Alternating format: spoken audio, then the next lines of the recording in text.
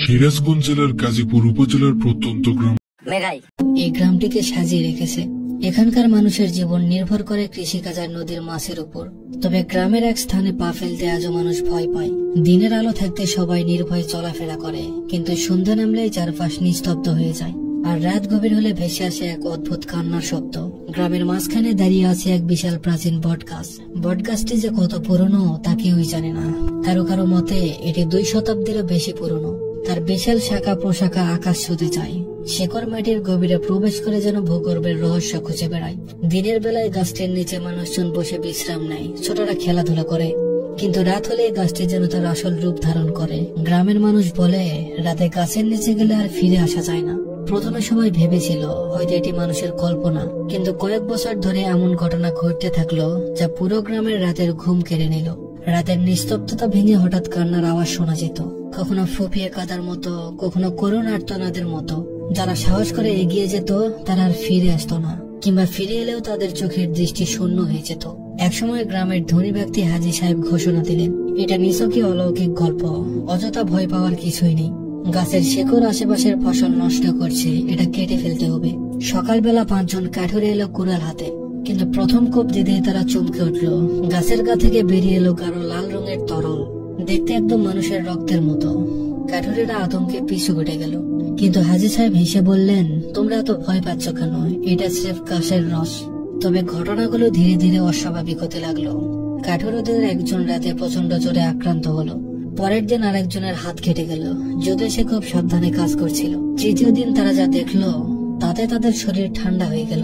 গাছের কাটা অংশ রাতারাতি আবার আগের মতো জোড়া লেগে গেছে, যেন গাছটি নিজেই নিজের ক্ষত সারিয়ে তুলেছে। সেই রাতেই কাঠুরে আব্দুল করিম একা গাছ কাটতে গেল, কিন্তু সকালে আর তার খোঁজ পাওয়া গেল না। সারাদিন খোঁজার পর বিকেলে তার নিথর দেহ পাওয়া গেল গাছের গোড়ায়। তার শরীরে কোনো আঘাতের চিহ্ন ছিল না, কিন্তু তার চোখ দুটো বিস্ফোরিত, মুখে হা করা, যেন সে মৃত্যু মুহূর্তে এমন কিছু দেখেছে যা তাকে স্তব্ধ করে দিয়েছে। গাছের কান্নার আওয়াজ এবার আরো তীব্র হয়ে উঠল। গ্রামের যুবক রাশেদ সাহস করে বলল, আমি গিয়ে দেখে আসবো। সেই রাতে সে হাতে লণ্ঠন নিয়ে গাছের দিকে এগোলো। কয়েকজন দূর থেকে তাকিয়েছিল, কিন্তু কেউ সঙ্গে যেতে সাহস পেল না।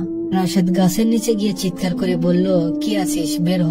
কোনো সাড়া নেই, কিন্তু হঠাৎ ঠান্ডা বাতাসের ঝাপটা এলো। গাছের পাতাগুলো কাঁপতে লাগলো, অথচ আশেপাশের কোনো গাছ নড়ছিল না। মাটির নিচে যেন কিছু একটা নড়ছে। এক মুহূর্তের জন্য মনে হলো কারো হাত বেরিয়ে আসছে গাছের শিকড়ের নিচে থেকে। পরের দিন সকালে রাশেদকে পাওয়া গেল গাছের কাছে পড়ে থাকতে। তার শরীর ঠান্ডা, ঠোঁট শুকিয়ে গেছে।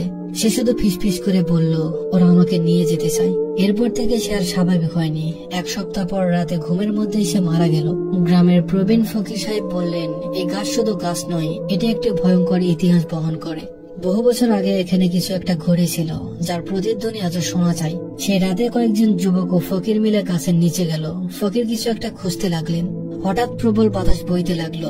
গাছের চারপাশে এক অদ্ভুত পরিবেশ সৃষ্টি হলো। তারা দেখতে পেল গাছের গায়ে কালো দাগ রয়েছে, যা দূর থেকে দেখতে মানুষের হাতের ছাপের মতো। ফকির কাঁপা গলায় বললেন, এই জায়গায় কিছু একটা অস্তিত্ব রয়ে গেছে। এটি কিছু বলতে চাই, কিন্তু কেউ তা শুনতে প্রস্তুত নয়। সেই রাতের পর থেকে গ্রামবাসী গাছের নিচে যাওয়া বন্ধ করে দিল। আজও বট গাছটি দাঁড়িয়ে আছে, তার চারপাশে রহস্যময় বাতাস বইছে। রাত যত গভীর হয়, বাতাসের গতি ততই থমথমে হয়ে আসে। মেঘা গ্রামের মাঝখানে দাঁড়িয়ে থাকা সেই প্রাচীন বট গাছ যেন অন্ধকারের ভেতরে আরো রহস্যময় হয়ে ওঠে।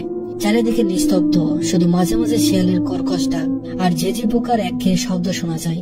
কিন্তু রাত গভীর হলেই সেই এক ভয়ঙ্কর শব্দ ভেসে আসে, একটা চাপা কান্না, যা শুনলে শরীর অবশ হয়ে আসে।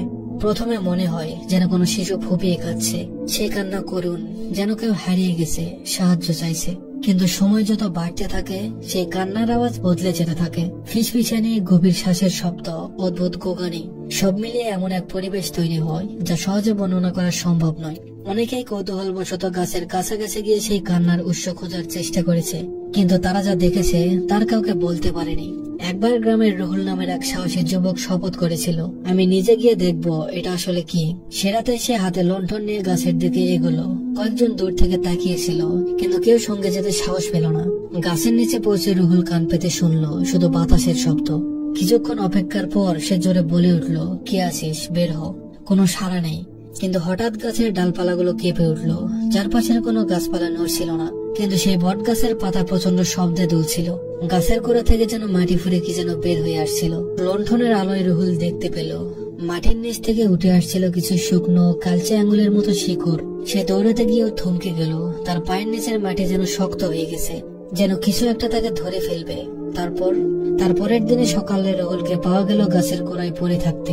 তার শরীর ঠান্ডা, ঠোঁট শুকিয়ে গেছে, চোখ দুটো বিস্ফোরিত আর মুখ হা করা। সে যেন মৃত্যু মুহূর্তে এমন কিছু দেখেছে যা তাকে স্তব্ধ করে দিয়েছে।